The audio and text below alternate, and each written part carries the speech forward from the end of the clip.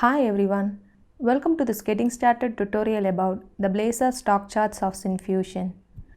In general, the stock charts are used to visualize how the stock price of a company is changing over the times. Look at this online example. Here, you can see the stock chart that uses a candlestick chart type to analyze and compare the stock price difference.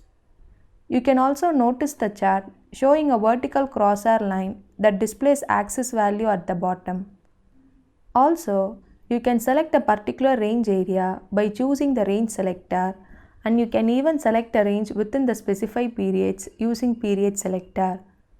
So, in this video, I will let you know how to add Blazor stock chart to a Blazor server app and explain you how to enable few of its basic features like crosshair and tooltip. Before I start to create a Blazor application, first I need to make sure whether .NET Core SDK latest version is installed in my machine, and I should have Visual Studio Code or Visual Studio 2019. In this tutorial, I'm going to create a new server-side Blazor app. So, let me open the Visual Studio 2019 first and create a new project from the dashboard. From the list of project templates, I will choose Blazor app and click next to proceed further with the project creation. Here, I will name my project as Blazor example and click the create button.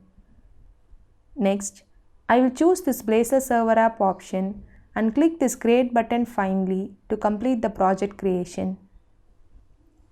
Now, the project has been created and ready to use. If you want to know more about the Blazor server app and how to add Syncfusion Blazor components to it, then you can listen to the video link that is shown in the above YouTube card. Now, I will tell you the steps to add the Blazor stock chart.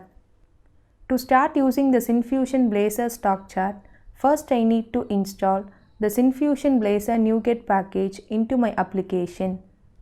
For that, I will open the NuGet package manager by right-clicking the project and choose the option Manage NuGet Packages.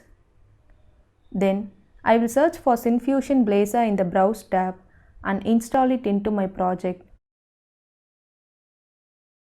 Once the installation gets completed, let me navigate to imports.razor file, and here I will add Syncfusion Blazor charts namespace to start using the Blazor stock chart in any of the components available under the pages folder.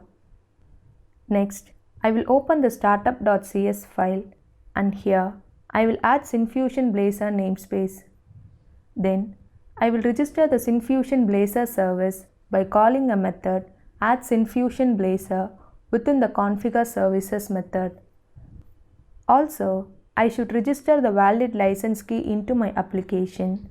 So, let me register the trial license key using the register license method.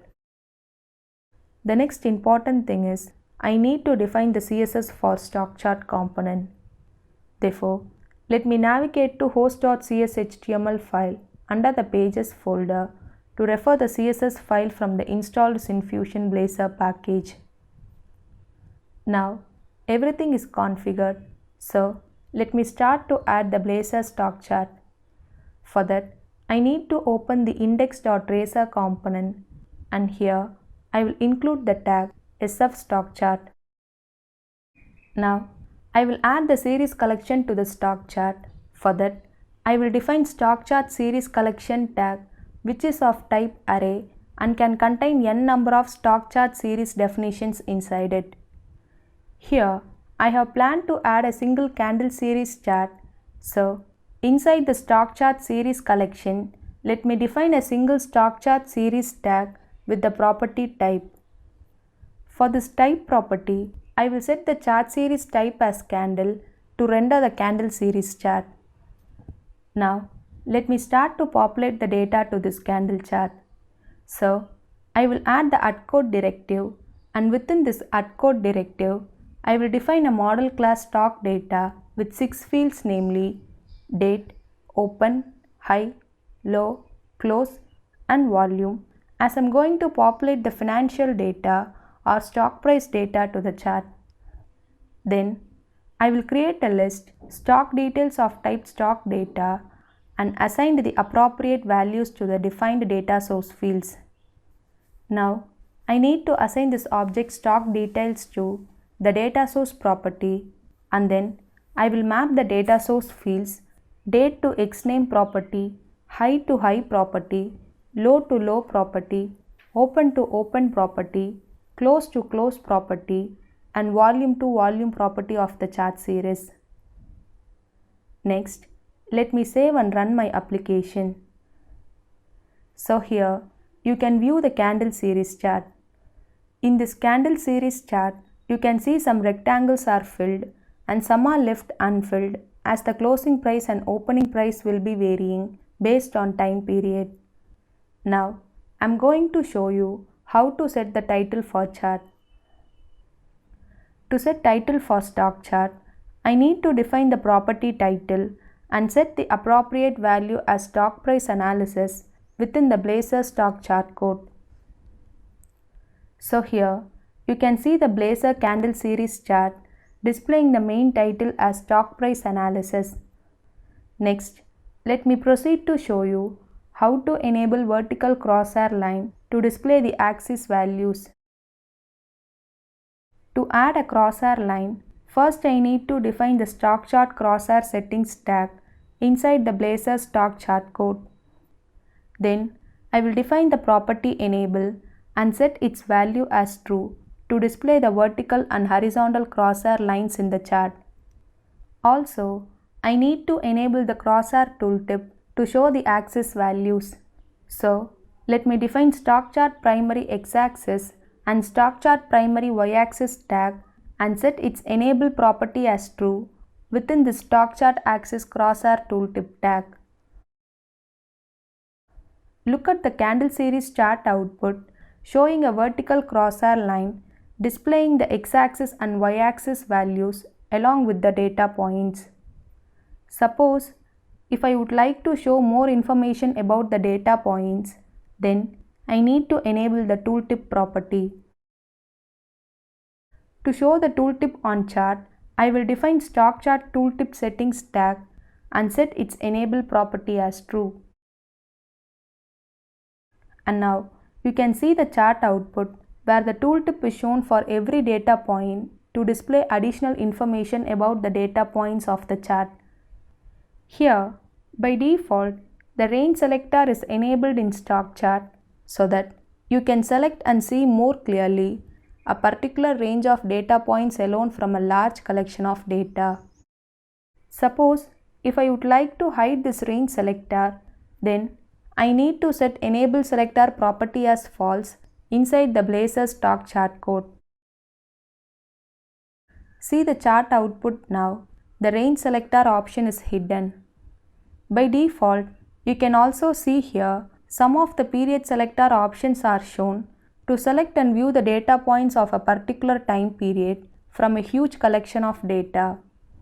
Here, the options are given either to select a particular month range, a year, or the entire data. Apart from these options, you can also specify some custom intervals for these period selectors.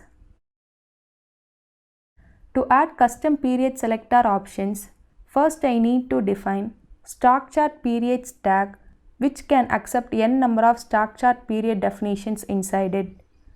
Now, I have planned to add one more option in the stock chart.